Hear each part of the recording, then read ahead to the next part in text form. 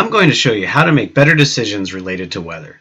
Go to https://login.qlencon.com and you're going to get to, after you sign up, you'll get to the dashboard and you'll see Qlever Weather. We go to settings and we put in our location. Let's put Seattle, Washington. We save our settings. We go to edit project settings. I already got some in here, but make sure to pick your measurement system, whether metric or imperial.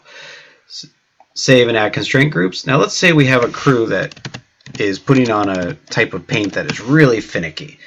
It needs a very certain temperature range, and so if the temperature F is less than, say, 60 degrees, they can't work. Or if the temperature is greater than 65 degrees, can't work. So we save that constraint group, and we can add another one. Say we have some guys doing some rigging who are flying some panels and need some pretty low wind to make this happen. So we'll say if the wind speed is greater than, say, 15 miles per hour, this group can't work. Or, we can make it even lower. We're going to make it 14 miles per hour. This group can't work. So we save that constraint group.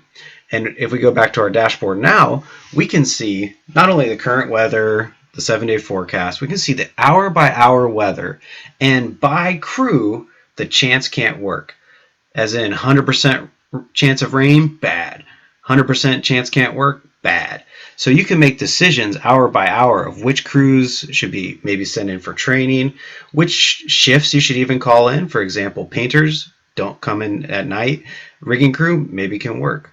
If you have any questions or feedback, please let us know at quantcon.com. Thank you.